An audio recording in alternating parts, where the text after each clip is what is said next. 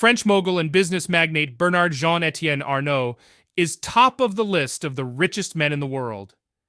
In many ways, Mr. Arnault, the first European to rise to the top of the world's rich lists, is the epitome of how to do business in the old continent.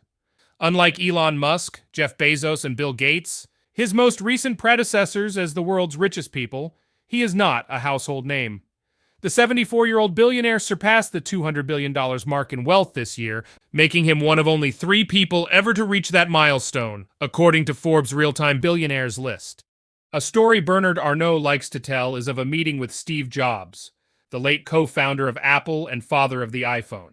Jobs was on the verge of launching the Apple Store. Mr. Arnault, a Frenchman whose company, LVMH, provides high society with its Louis Vuitton luggage, Christian Dior couture, Tiffany jewelry, and Dom Perignon champagne, knows more than most about turning storefronts into temples of desire. As they talked, the conversation turned to their products. Mr. Arnault asked Jobs whether he thought the iPhone would still be around in 30 years' time. The American replied that he did not know. Jobs then asked the same question about Dom Perignon, whose first vintage was in 1921. Mr. Arnault, the story goes, assured him it would still be drunk for generations to come. Jobs agreed. Bernard's road to hundreds of billions of dollars had an unlikely start in what's a seemingly irrelevant degree, followed by smart but ruthless business moves. Born in Roubaix, France on March 5, 1949, Arnault attended Maxence Vandermeersch High School in Roubaix. It is said his first love was music, but he wasn't cut out to be a concert pianist, so he enrolled at the École Polytechnique, where he graduated with a degree in engineering in 1971. He then joined his father's construction company. Always one for innovation, Arnault convinced his father to change the focus of the company to real estate. He led the company as CEO in 1977 and then took over as chairman in 1978. But he had bigger plans for his future. In 1984, at the age of 35, Arnault partnered with investment firm Lazard Frères to acquire luxury brand Financière Agache and then became the company's CEO.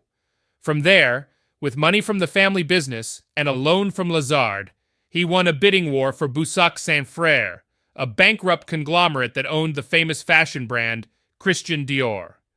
When he purchased Boussac, there were several other companies under it, including Peau Douce, Le Bon Marché, and Conforama.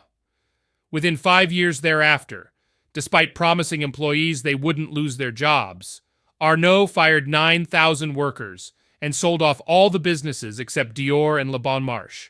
He was nicknamed a wolf in cashmere by his rivals for his well-thought-out and ruthless takeover plans. In 1987, he joined forces with Louis Vuitton president Henri Racamier to merge Louis Vuitton and Moët Hennessy. Over the next 2 years, Arnault bought up more and more LVMH stock until he became its largest shareholder. According to some sources, to take over the roles of chairman and CEO of LVMH by early 1989, he used his influence to push Racamier out of the company's board of directors. Over the subsequent decades, Arnault went on an acquisition spree, buying businesses both inside and outside the fashion industry, and bringing them under the LVMH umbrella. During the 90s alone, LVMH took over Berluti, Kenzo, Guerlain, Loewe, Marc Jacobs, Sephora, and Thomas Pink. Notable 2000s acquisitions included Fendi, DKNY, La Samaritaine, and Princess Yachts. LVMH now is the parent company of about 75 fashion and cosmetic brands across several industries.